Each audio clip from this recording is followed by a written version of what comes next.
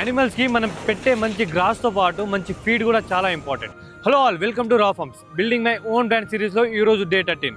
Point ఏంటంటే, రీసెంట్గా నాకు ఒక పెద్ద మనిషి కాల్ చేసి, తమ్ముడు నేను ఒక దగ్గర నుంచి పాలు తీసుకుంటున్నా, కానీ ఆ పాల్లో డిఫరెంట్ స్మెల్ వస్తుంది, రీజన్ ఏమై ఉండొచ్చు అని అడిగారు. సో నేనుండి మీరు ఒక్కసారి ఆ ఫామ్కి విజిట్ చేసి ఏం ఫీడ్ యూజ్ చేస్తున్నారో కనుక్కోమని చెప్పిన. నెక్స్ట్ డే నాకు కొన్ని పిక్చర్స్ అయితే పంపిండు. అదేంటంటే వాళ్ళు యూజ్ చేస్తుంది బీర్ వేస్ట్ ఫీడ్ అన్నమాట.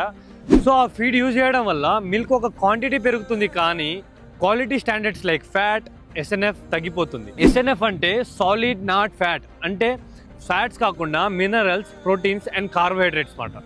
సో ఆ ఫీడ్ యూజ్ చేయడం వల్ల మినరల్స్, ప్రోటీన్స్ అండ్ కార్బోహైడ్రేట్ ఒక పర్సంటేజ్ తగ్గిపోతుంది. అండ్ మిల్క్లో అప్పుడప్పుడు డిఫరెంట్ స్మెల్స్ కూడా వచ్చే చాయిసెస్ ఉంటుంది.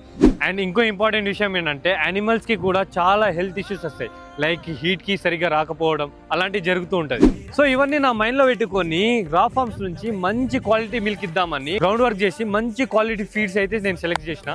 అవి నెక్స్ట్ రీల్లో చెప్తా. అండ్ సో మీకు తెలిసిన మంచి ఫీడ్ ఏమైనా ఉంటే కామెంట్ బాక్స్లో కామెంట్ చేసేయండి. బాయ్.